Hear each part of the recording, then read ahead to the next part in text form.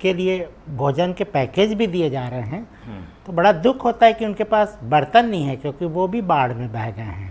वो खाना किस में खाएं, ये चिंता है। बड़े क्षेत्र में बिजली पूरी तरीके से बंद हो चुकी है, आवागमन पूरी तरीके से ख़त्म हो गया है। ऐसे समय में जो परिस्थितियां बनती है, वो सभी विभागों के बीच एक अंतर कोऑर्डिनेशन जो है वो बहुत ज़रूरी है। सबसे ज़रूरी है स्वास्थ्य विभाग का अमला चौकस के काम करे, क्योंकि अभी बाढ़ के स्थिति में भी और बाढ़ के बाद भी बहुत सारी दिक्कतें वहाँ के आमजन को आएंगी। इसके साथ आप जैसा कि देख ही पा रहे हैं कि तमाम और व्यवस्थाएं जो हैं वो बुरी तरीके से प्रभावित हैं। तो इसमें विभिन्न विभाग, जो वहाँ आदिम जाति कल्याण विभाग को ज़रूरत है, महिला बाल विकास विभाग को ज़रूरत है, पुनर्वास के लिए, आपदा प्रबंधन के लिए राजस्व के अमले को पूरी तरीके से मुस्तैद होने की ज़रूरत है। और सबसे बड़ी चीज़, ये जो विकास की जो गाथा लंबे समय से यहाँ लिखी गई है, वो इस बारिश ने एक तरीके से कही है तो उसको तहस नहस कर दिया है। तो हो रहा है कि नहीं हो रहा कोऑर्डिनेशन? मुझे लगता है बारिश शुरू होते ही ये सारी चीज़ें, देखिए, क्योंकि ये जैसे मैंने आपको कहा कि प्राकृतिक आपदा है, तो प्रशासन इसमें आप कह ही नहीं सकते कि सुस्त है। कहीं ना कहीं तमाम फौरी तरीके से चीज़ें शुरू हो जाती है, और इस तरीके के आरोप इसमें नहीं लग सकते, कहीं भी नहीं लग सकते। चीज़ें शुरू हो जाती है, काम बिल्कुल विधिवत शुरू हो जाता है, तब तो लोगों को, चीज़ों को आप संभाल पाएंगे ना।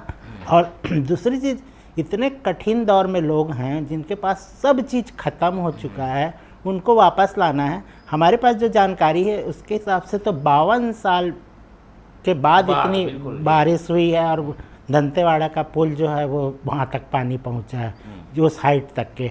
इसके अलावा आप बारसूर को देखिए, पूरी तरीके से कट गया।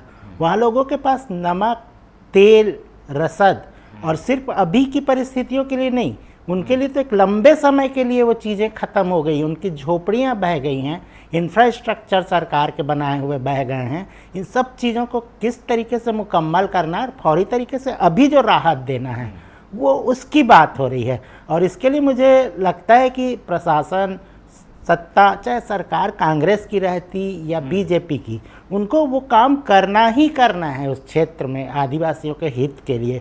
तो मुझे नहीं लगता कि इसके लिए कहीं भी असंवेदनशीलता किसी भी स्तर पे हो सकती है। ठीक है, समय को लेकर बात उठ रही है कि थोड़ी देर कर दी है, क्या लगता है, देर हुई है क्या? नहीं, मुझे लगता है कि ये इस तरीके के आरोप नहीं लगाए जाने चाहिए। आपको दिखता नहीं है जब प्राकृतिक आपदा होती है कि उसमें किस तरीके से लोग आते हैं, किस तरीके से व्यवस्थाएं बनती है, सब कुछ स्वस्फूर्त रूप से काम होने लगता है, लोग अपने तरीके से उसमें लगते हैं। जो भी विभाग है, आपको क्या लगता है वो लोग सुस्त बैठे रहेंगे? बिल्कुल नहीं, मैं तो नहीं मानता। एक पत्रकार के रूप में मेरा एक अनुभव बोलता है कि तत्काल प्रशासन सतर्क होता है। पर बारिश के कारण भी तो दिक्कत आती है ना, चीज़ें पहुँचने में, गाँव तक पहुँचने में। बताया जा रहा है कि अभी जैसे दीपक बैज बता रहे थे, सूखा राशन दे दिया जा रहा है। जहाँ चूल्हा नहीं है वो सूखा राशन का करेगा क्या, चावल कैसे बनाएगा? इसलिए कुछ दिक्कतें व्यवहारिक रूप से आ रही है।